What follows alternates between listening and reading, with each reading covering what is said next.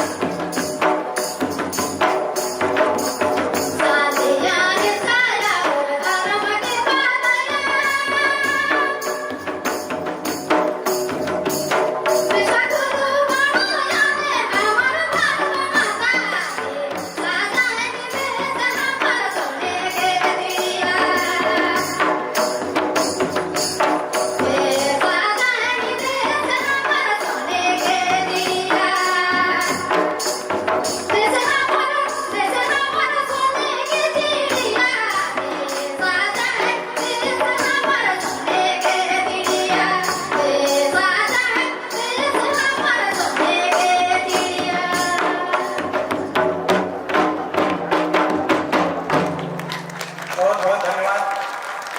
मैं क्रम पूजनीय सत्संग चालक जी से निवेदन करता हूं कि अपना मार्गदर्शन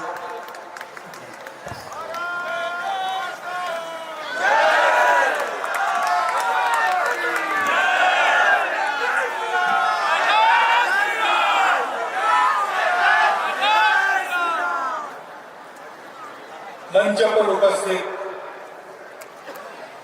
श्रद्धेय संतद्वय श्रद्धेय श्री उमाकांत प्रबंधाचार्य जी महाराज, श्री बब्रुवान जी महाराज, कल्याण आश्रम के अखिल भारतीय अध्यक्ष आदरणीय रामचंद्र खराडी जी, माननीय प्रांत संचालक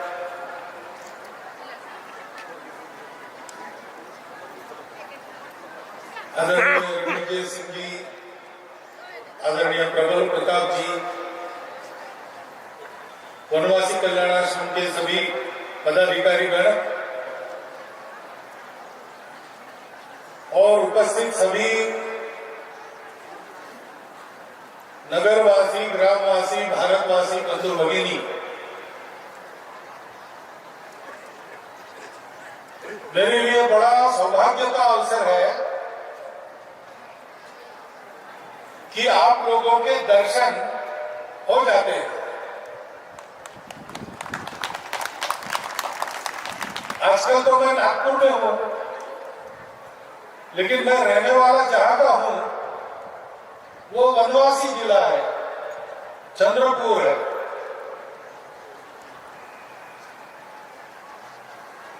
और बचपन में तो बहुत ज्यादा शहर और वनवासी ग्रामीण ये भेद नहीं था, बहुत आना जाना चलता था। इसलिए जब आप लोगों के बीच आता हूं तो मैं अपने घर आया हूं ऐसा मुझे लगता है।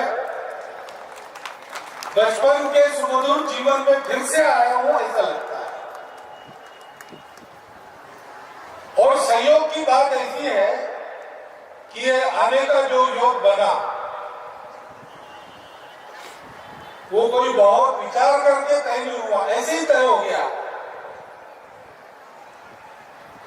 लेकिन जनजातीय गौरव दिवस भगवान बिरसा का जन्मदिन और स्वर्गीय श्री दिलीप सिंह जी जुगदेव जी की प्रतिमा का अनावरण, ये दोनों बहुत जुड़ी हुई बातें या इस सहयोग में जुड़ गई। क्योंकि दिलीप सिंह जी को मैं भी जानता हूं, 4-5 बार मिला हूं, कार्यक्रमों में 2 बार उनके साथ रहा हूं। एक वीर प्रकृति के व्यक्ति, निर्भय और ज्ञान, संपत्ति, सत्ता सब कुछ होने के बाद भी अतिशय विनम्र रहने वाले, ये होने के बाद भी मन का अपनेपन जो नहीं भूले और जनजातीय समाज के गौरव के लिए जो सदा खड़े रहे, ऐसा मैंने उनको देखा। इस काम को वो बड़ा पवित्र मानते थे। जीवन में जो कुछ बने वो उसका उपयोग इसके लिए किया उन्होंने। लेकिन मैं जानता हूं कि ऐसा कुछ नहीं बनते तो भी वो इसके लिए परिश्रम करते रहते, क्योंकि अपने देश, धर्म, संस्कृति और देशवासियों के प्रति उनके मन में बहुत प्रेम था। हम सबको अब प्रेम स्मरण है। भगवान बिरसा मुंडा को भी इसी प्रेम ने प्रेरित किया हम सब लोगों के लिए संघर्ष करने, क्योंकि ये जो गौरव है, आपका गौरव, जनजातीय गौरव, ये गौरव क्या है? भगवान जी ने बताया अपने पूर्वजों की परंपरा अपना गौरव है, क्योंकि वो हमको बताती है हमको कैसे जीना है। वो हमको एक विरासत देती है, वीरता की, पवित्रता की, आत्मीयता की। जीवन के संघर्ष में हम लड़ सकते हैं, ऐसी हिम्मत देती है। गौरव अपना स्वधर्म है और धर्म के मामले में तो जनजातीय गौरव ही भारत का धर्म गौरव है।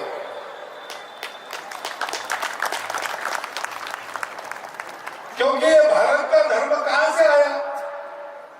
इतने सारे देवी देवता पूजा पद्धति अलग अलग होने के बाद भी सब लोगों का व्यवहार एक सा रहता है। परहित सरिस धर्म नहीं भाई, पर पीड़ा सम नहीं अधमाई, ऐसा कहते हैं।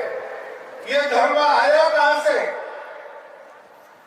ये धर्म खेतों में और जंगलों में से उपजा है। भारत के सभी धर्म भारत को यहाँ के कृषकों ने और वनवासियों ने दिए।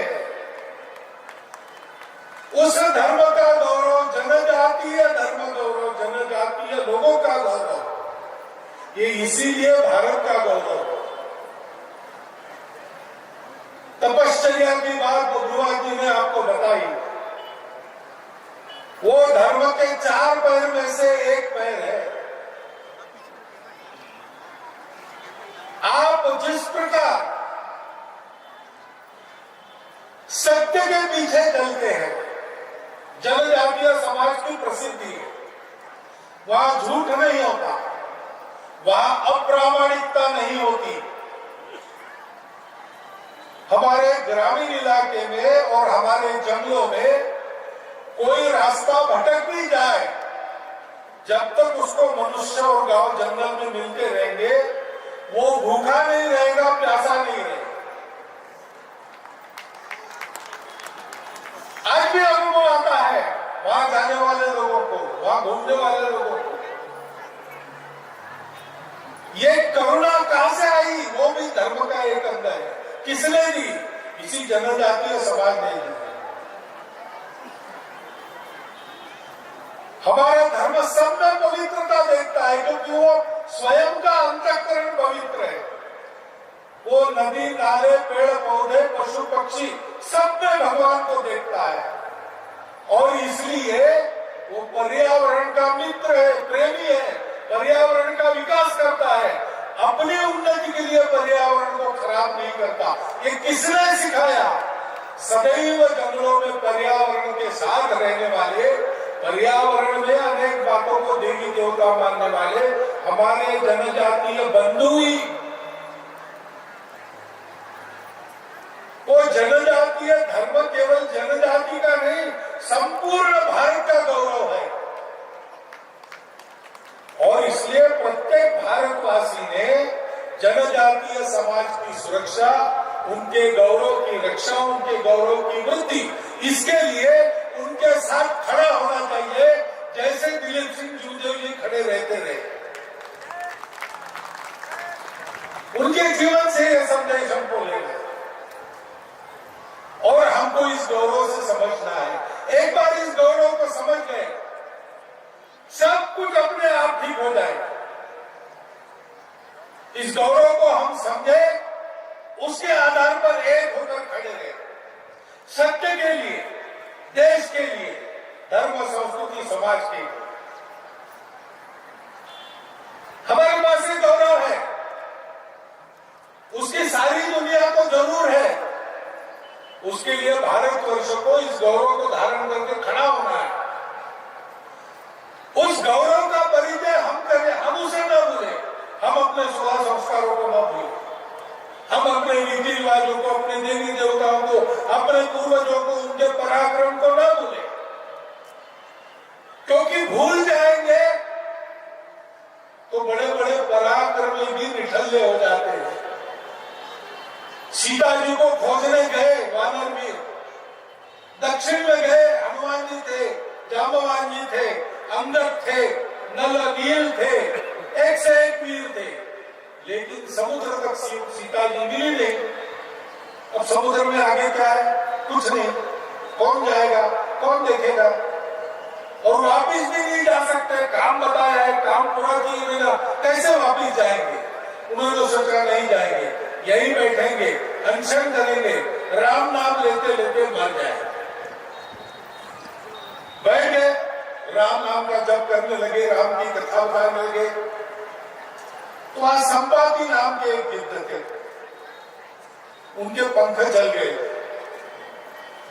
क्योंकि संपाति और उनके छोटे भाई जटायु बचपन में उन्होंने सोचा, पराक्रमी लोग थे, बड़ी कल्पना करते थे, उनको लगा सूरज तक जाएंगे उड़ते उड़ते, और दोनों सूरज की तरफ गए। लेकिन सूरज का ताप महाभयंकर होता है, हम इतना तो पृथ्वी पर है, हमको भी सहन नहीं होता। वो जैसे ही पास गए जलने लगे, तो जटायु अपने छोटे भाई को बचाने के लिए संपाति ने अपने पंखों का घेरा उसके इर्द गिर्द कर दिया, उसको अपने आगोश में लिया। तो संपाति के पंख जल गए, जटायु संपाति दोनों गिर गए। जटायु गिरते गिरते पंख थे इसलिए उड़ गया, दूर चला गया। संपाति वहां सागर किनारे दक्षिण में गिर गया। अब बिना पंख का गिरता उसको खाने को क्या मिलेगा? बहुत कठिन स्थिति थी। उन्होंने देखा कि यहाँ कुछ वानर बैठे हैं और खा कुछ नहीं रही है, तो मरेंगे, मरेंगे तो मैं उनको खाऊंगा तो मेरी भूख शांत हो जाएगी। इसलिए उनके पास चले गए, मरने की राह उनके देखने के लिए पास गए। तो राम की कथा सुनी, उसमें जटायु का नाम सुना, तो जटायु का नाम सुना तो गए उनके पास। बोले आप जटायु का क्यों नाम ले रहे हैं? आप जटायु विद्या की बात कर रहे हैं, वो तो मेरा छोटा भाई है, उसका समाचार क्या है आपके पास, बताइए हमको। तो समाचार क्या था? समाचार यही था कि सीता जी को बचाते समय रावण से युद्ध करते करते जटायु को वीरगति प्राप्त हो गई, शहीद हो गए, हुतात्मा हो गए। वानर वीरों ने बताया तो कुछ शोक वगैरह जो करना किया, श्राद्ध किया जटायु का, और फिर वानर को कहा, हनुमान जी अंदर सबको कहा संपाति ने कि आपने मेरे भाई की खबर दी, मैं उसका श्राद्ध कर सका, इसलिए अब आपका कोई काम बताओ जो मैं कर सकूं। उड़ तो मैं नहीं सकता, लेकिन मेरी नजर कहीं भी जा सकती है, बड़ी तेज नजर है। तो जांबवानी ने कहा कि देखो भाई, हम सीता जी को खोजने निकले और यहाँ तक आए, मिली नहीं। एक रावण नाम का राक्षस उनको अपने विमान में बिठाकर ले गया, इसी दिशा में गया है, वो आगे कहीं गया हो तो कहाँ है बताओ। तो संपाति ने अपनी नजर सागर पार गड़ाकर बताया कि है, उस रावण की लंका है 100 योजन दूर, उस लंका की राजधानी है, उस राजधानी के पास एक अशोक वन है, वहां एक शीशम के वृक्ष के नीचे वो बैठी है सीता जी, मैं देख रहा हूं। तो पता चल गया सीता जी का, सबको आनंद हो गया। लेकिन अच्छे कार्यकर्ता कहीं सुनी तो विश्वास नहीं करते। उन्होंने कहा संपाति ने देखा, लेकिन हमने तो नहीं देखा, तो देखने जाना पड़ेगा 100 योजन, कौन जाएगा? अंदर ने कहा मैं जाता हूं। सबने कहा नहीं, तुम राजकुमार हो, राजा को आगे करके लड़ाई नहीं करते, लड़ने वाले आगे जाते हैं, राजा को पीछे, तो तुम नहीं जाओगे। जामवंत का मैं जा सकता था, लेकिन अब मैं बूढ़ा हो गया, मेरा विश्वास नहीं। नल ने कहा मैं जा सकता हूं, लेकिन फिर वापस आने की ताकत नहीं रही। नील ने कहा मैं जा सकता हूं, लेकिन बीच में एक घाट चाहिए। अब समुद्र में कहा घाट बना, तो सब लोग खोजने लगे हनुमान जी को। हनुमान जी मुंडी नीचे करके एक पेड़ के नीचे बैठे। तो जांबवान जी ने कहा भाई, राम का काम है, तुम क्यों वैसे बैठे हो? हनुमान जी ने कहा मैं क्या कर सकता हूं, आप बहुत सीनियर लोग हो, सब एक से एक, आप नहीं कर सकते तो मैं क्या कर सकता हूं? तो जांबवान जी को ध्यान में आया कि ये तो अपने आप को भूल गया, इसको अपना गौरव पता नहीं।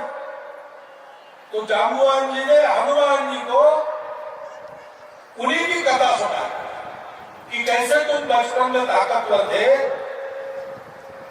जन्मते ही तुमको लगा आसमान में कोई फल है, सेब है, सूर्य को देखा तुमने और तुम चल पड़े सूर्य की ओर, उसको पकड़ के निगलने लगे, सूर्य डर गया, चिल्लाने लगा।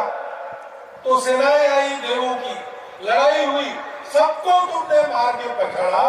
तो इंद्र ने अपना वज्र चलाया, तुम बेहोश होकर धरती पर गिर गए।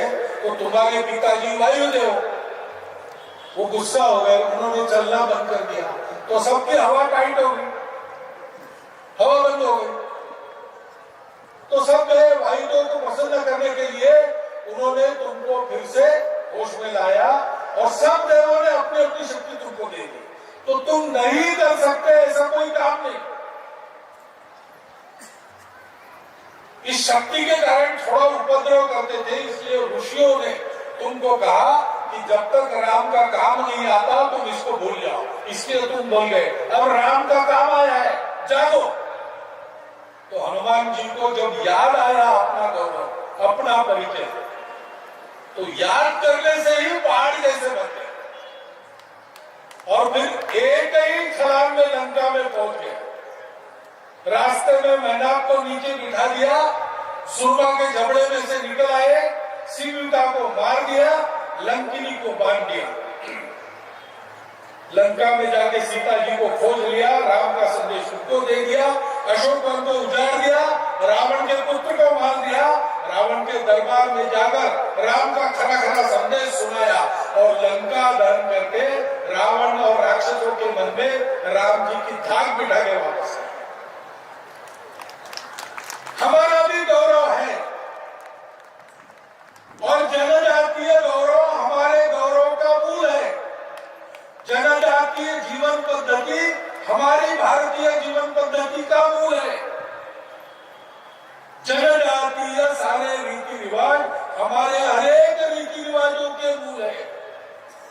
भारतवर्ष का मूल कृषि और वनों में है, वहां से उपजी हुई ये संस्कृति है, उस संस्कृति की दुनिया को आवश्यकता है। ये भगवान का काम है, भगवान का काम उपस्थित हुआ है। अब हमको जागना है, अपने गौरव का स्मरण करना है, उस गौरव पर पक्का रहना है। अपने देश, धर्म, संस्कृति, समाज, इसका गौरव मन में रखकर उन पर पक्का रखना है, पक्का रहना है। वो अपना मूल है, उससे कटना नहीं है। हमको हमारे भोलेपन का लाभ लेकर ठगने वाले दुनिया में भले ही होंगे, लेकिन हम मजबूत है तो क्या बात। एक खरगोश था जंगल में, सो रहा था साग के पेड़ के नीचे।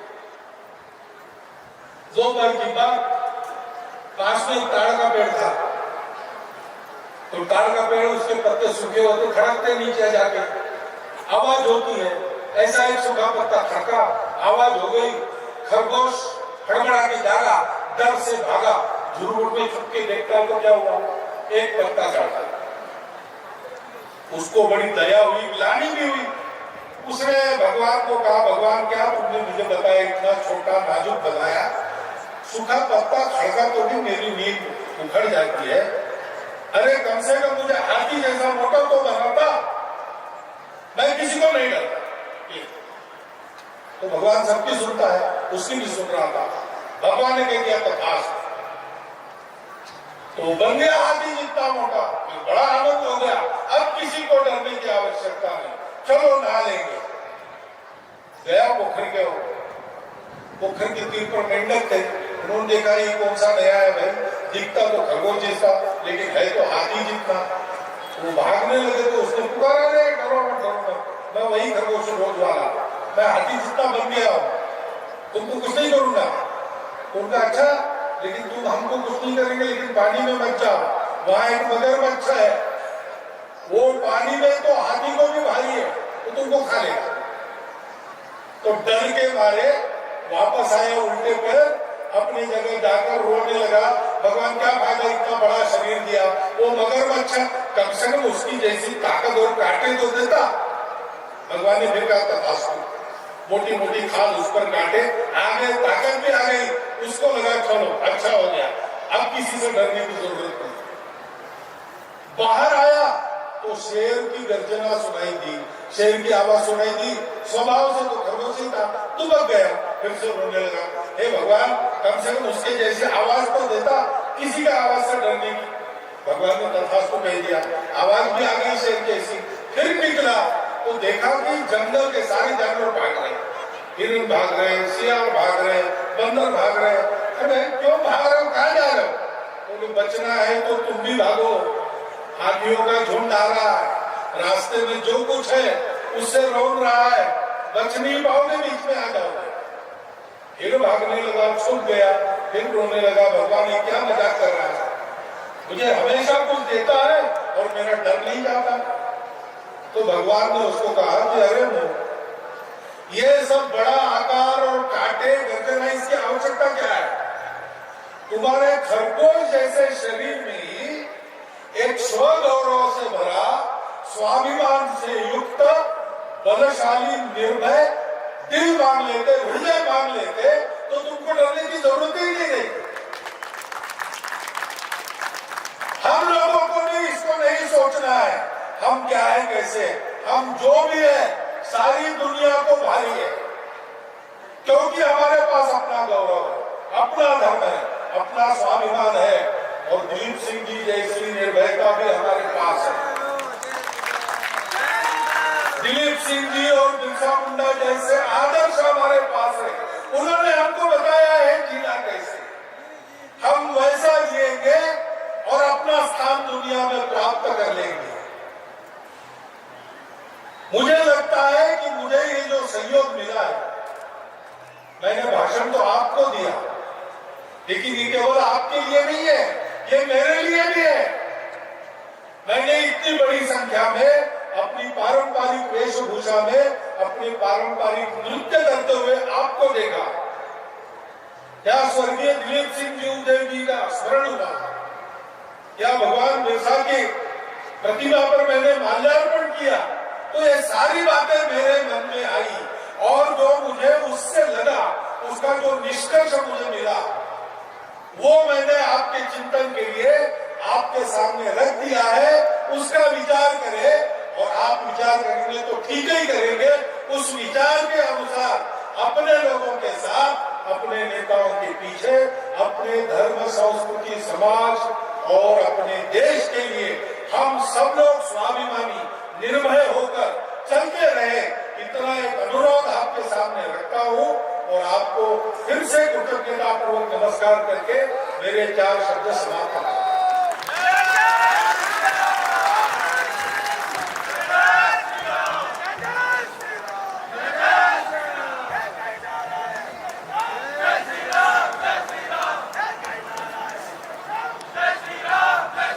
बोलिए भगवान बिरसा मुंडा की, धरती माता की, सिगनी दाई की, कैली दाई की, लागोड़ किसान की, बाबा कार्तिक उरांव की, शहीद तिलका माझी की, पूज्य गहिरा गुरु जी महाराज की, बोलो बोलो भारत माता की।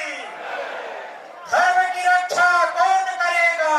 हम करेंगे, हम करेंगे। संस्कृति की रक्षा कौन करेगा?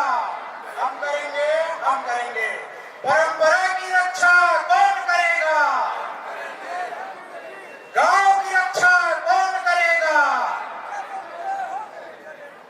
बोलिए शहीद दिगंबर पीताम्बर की, बाबा कार्तिक उरांव की, बख्तर साहेब मुंडन सिंह की, शहीद तिलका खड़िया की, माता राजमोहनी देवी की, बोलो बोलो भारत माता की।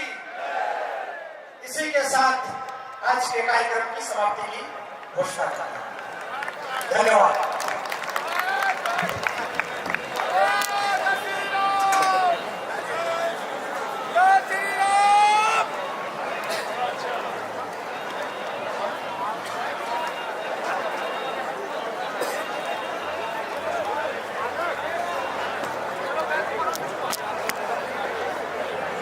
अभी यहां से कार्यक्रम समाप्त हो गया।